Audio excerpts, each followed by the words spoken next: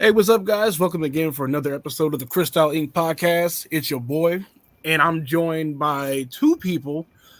Before I get into them, I want to kind of give a small disclaimer that this is a rated M comic, M for mature. So if you have children around you, or you are a child yourself, or you just squeamish about certain things, you might not want to watch this live. Maybe kind of watch it on demand, pick through it. There will not be much content being shown, but there will be content talked about. So, without further ado, I'm speaking with the Lawful Evil co-creator Ra Mhm. and the Lawful Evil co-creator Ashes. Did I Yeah, did I get that right? Yes. yeah. Hey. Yeah. Just checking because I sometimes people are like, actually, it's not Ashes, it's Ashes, and I Yeah. go, okay, well, maybe not that. So, That's actually this. I'm sorry. No, no, sorry, I was making a bad joke. It's a terrible joke. No. Mine was. So I'm looking at co-creators. Normally there's an artist and then there's a writer, and I feel like one of you is one of those. So, Raw, which one are you? So we're actually both writers. Oh, We're kind of like Dan Abnett and Andy Lanning from the Annihilation series or the Nova series from Marvel. Um, we, it kind of works better that way, really. But we are both writers. We do hire an artist, but we are both writers. Yeah, okay. So just for clarification, both writers, not the artists. Right. Okay, so one of you give so the comic is called Lawful Evil. Yep. Is that a play on the old Elder Scrolls morality board with like the lawful evil and like the chaotic neutral? yeah, that was part of it. It also represents the two parts of our protagonists, Yeah. with Dark Spider kind of representing that lawful, and Succubabe, who is the Succubabe's redhead character, kind of representing that evil. Although Dark Spider kind of goes on a descent into Delivery, as we like to say. Yeah. So he actually ends up inhabiting both. So a little bit D&D, a little bit, big brain from us, I guess. Yeah. No, I like that. So um as I'm pulling up, oh, this is even easier. As I'm pulling up the link here to go put into the chat, walk us through our main characters here, which I'll pull up as you talk. Okay. I guess I can start. um, Dark Spider, he's a vigilante who's an orphan, like all the best superheroes, of course. Yeah. And a lot of his defense and protection of specifically his neighborhood, which is in a fictional city called Haven City, is based on guilt related to his parents' death. So he tries his hardest to make sure that one, that a child never has to suffer that kind of loss, and two, that he's almost kind of making up for it because his parents died protecting him specifically.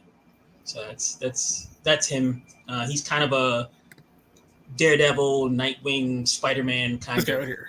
yeah, Daredevil, Nightwing, Spider-Man kind of character, vigilante, deceptively powerful in terms of his skill set and his abilities. He's supernaturally powered, but mostly a street level hero. So you think Daredevil, Moon Knight, Nightwing kind of stuff, that kind of thing. Which I think I could. Oh, you know what I could do? This is even easier. So did like one of you guys make one of the characters and then the other one made the other character, or was it like made at the same time? uh, and a little bit made at the same time. The concept for Lawful Evil came from both of us. Right. Um, but I don't think either, oh, Ron, go ahead. No. You can explain it better. Well. I think when originally I had wanted to do a comic, and I was talking to Ashley about it. We both love comics, and we both love like spicy stuff and different things like that. And we were, I was like, hey, we should do a comic. We should write a comic. And we were kind of juggling around, thinking of characters and thinking of things, thinking of stories, plots. And I wanted to do a character that was based in African mythology. That was one of the first ideas I had, because you don't see it a lot. I mean, obviously, outside of Marvel with Black Panther, you don't see it in mainstream comics or really even indie comics. So I wanted to do a character. Dark Spider, we find out in issue 3, is a descendant of Anansi, the spider god, who's got a wisdom, knowledge, and stories. And then we were trying to come up with some other characters, some other ideas, and Ash's, we started talking about like things we like about different genres, especially of course the D&D stuff, and we came up, with this demon, the succubus, who is multi-layered, seems kind of like a sometimes a bimbo villain, but she's multi-layered. She has a lot of layers to her, and Ashes did a lot of the heavy lifting with that one, and developed Succubate, and that's how we kind of, came to that. Right. Okay. Which is multifaceted characters are always a plus, and I feel like you guys definitely did do it. There's a little bit of a much more grounded, like under alternative motive. But then there's also like a bit of comedy. I like how in like the first few pages, she's just having sex with like a football team. And Yeah. I remember because I had to like review it, and I remember being like, "Whoa, okay, that's like out the gate, just wild." Did you take inspiration from other mature media like The Boys in that aspect? Go ahead. For me, I really wanted to start issue 1 with a bang, so to speak, and definitely, let people know that this is definitely a comic for grown-ups. There is sex, there is violence. I love the Boys TV show, but I actually don't like the comic. So for me, it wasn't so much of a Boys inspo. I was really thinking about comics like Saga, that kind of weave in the mature content without it really taking over the story necessarily. But Rob, if you want to add your 2 cents, of course. Yeah, no, definitely thinking more about comics like Saga, comics like Ex Machina, and even in some degrees, not to the, not comparing the two, but a little bit to the Watchmen, where you have characters who have flaws, who are the point of adding sex in there, not only because obviously one of our characters is a succubus and that's her sustenance, but that happens in real life. The opening, as you read issue 1, the thing that gets Dark Spider into his descent to villainy, that's a personal thing to me. That was actually something that actually happened to me. Not the whole, obviously not the whole thing, but that happens. Betrayal happens. Infidelity happens.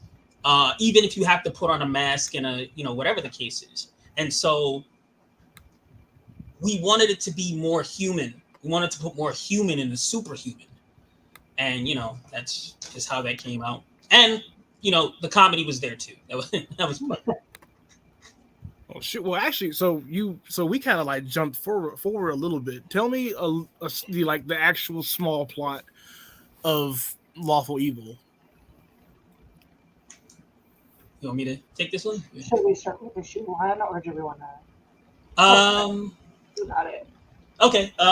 So if you want the overarching plot, I don't want to spoil anything really. Oh, but, no, just like, well, what is our hero's motive? What is the succubus's motive? Kind of where does this begin? Where does this like villainy begin at, or why? So the hero's motive is kind of short-sighted. He gets betrayed. His girlfriend betrays him, and when betrayal happens, especially intimate betrayal, you're not always going to be in your right mind.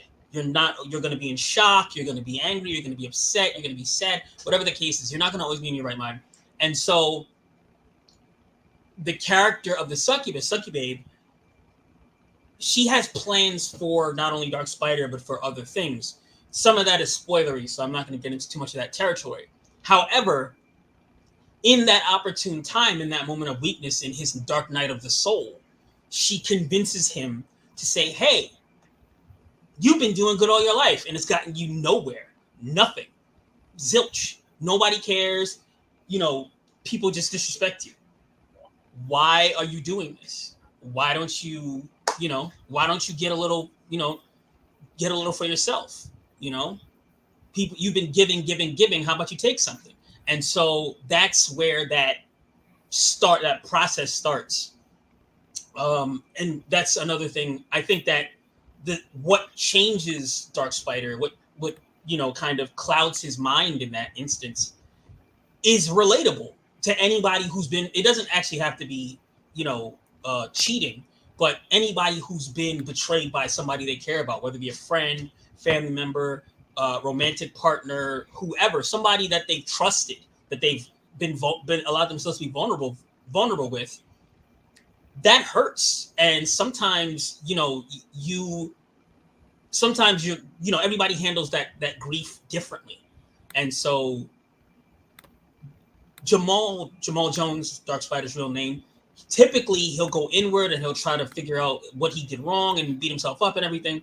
Sometimes things aren't you, sometimes things are you.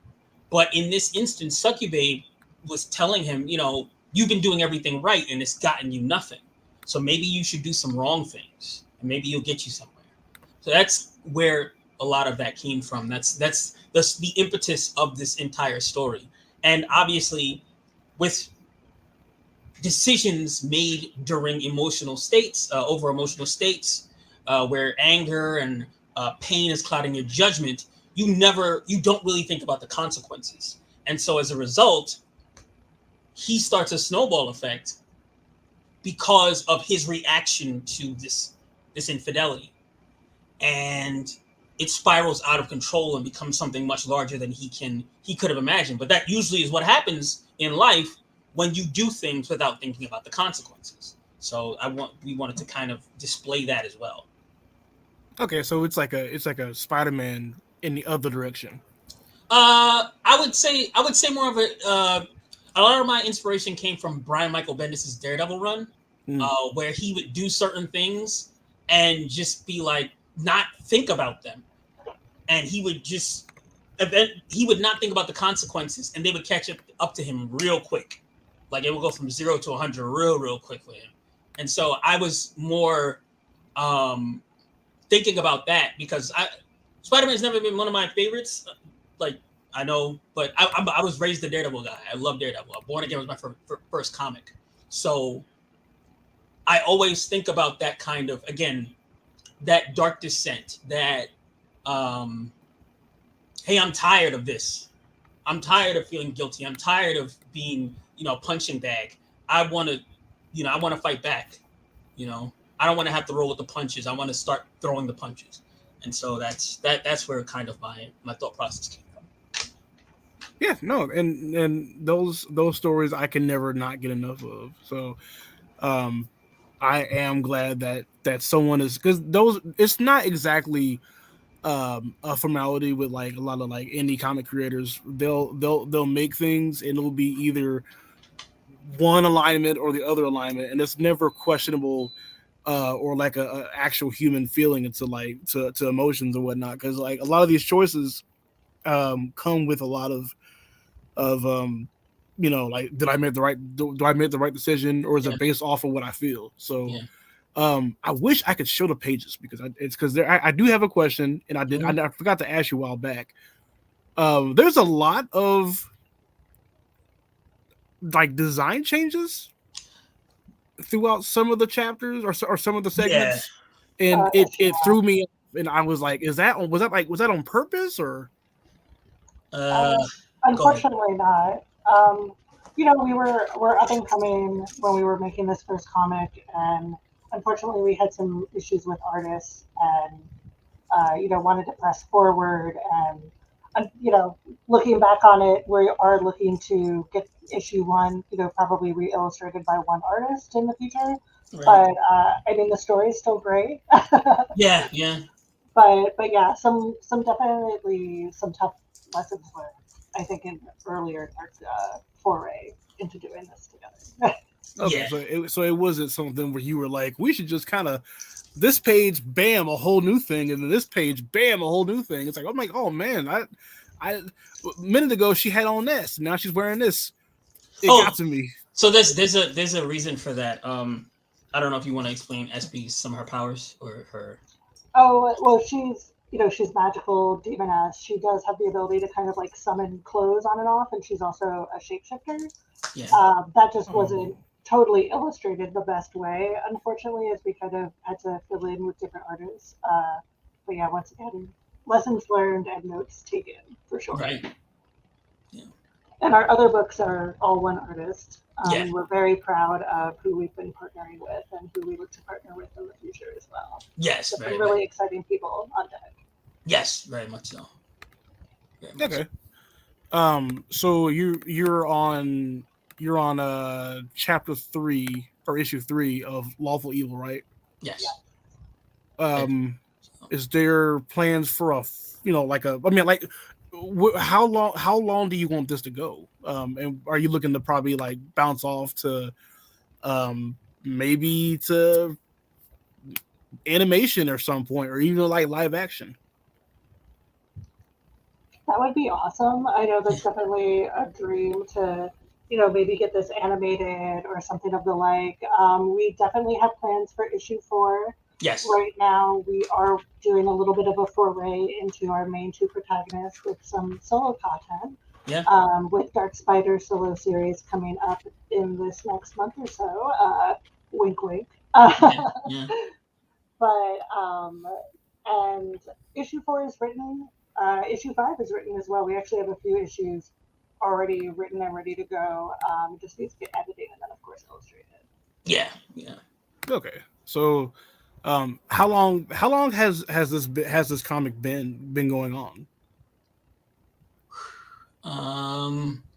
From inception, I would say we started this idea scripting in terms of scripting this idea in 2013, about 12. Wow. Yeah, 12, 13 before we started like trying to partner with artists. Right. Probably like another 2 years before we actually started to reach out and get things illustrated. Yeah. Just about that. Okay. And I mean, the stories there, I like the whole bunch. I like all the character designs. I do like the fact that you guys are pushing the envelope when it comes to like rated M comics. It starts off with that message of you probably don't want to go forward with this if you can't handle just this, and it does feel like, as you said, Watchmen, and we definitely need more of those. So is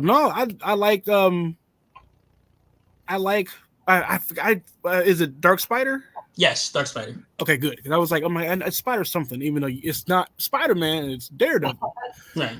I was trying to like connect that up. So, I'm sorry. Go ahead. No, yeah, I was gonna say, Dark Spider. He has, again, like Ashley said, he has a solo book coming up about next month. It takes place about 10 years before the main Lawful Evil storyline, so it gives us a little peek into who he is and who he was before this entire cascade of things come towards him. He's dealing with his own issues and his own past. It's a lot of his own past and the cycles of violence, the cycles, like I said, of guilt that are related to his past that catch up to him in a way that he has to face. Not so much where, it's retribution, although, the antagonist in the comic believes that this is going to be, this is a retribution for him. However, it's more of him facing down this wall of emotions and thoughts and feelings and events that he's tried to swing away from, essentially, in his costume, by degrees. So yeah. So when we first talked, it was when I was doing it on my blog, and I was able to kind of read and get a feel for for what you were doing. I do appreciate um the whole heft of what you've made, and I want this to go further. Are there plans to probably get a Kickstarter going and make some real money out of it, make some big coins on it? We've been talking about it. You know, you Yeah. might be seeing a notification from us in the future. Yeah, yeah. We've definitely talked about it in terms of that being something we're doing. But we I guess with our the way we produce the books, we always thought we wanted to give the consumer, the fan of comics, a product that's finished and that's there for them to consume. Sometimes Kickstarters can be they can take time, and people can be patient, but we wanted to give people that taste, like, hey, here, we did this. It's labor of love. We hope you enjoy it. However, that, like Asha said, that is something we are talking about.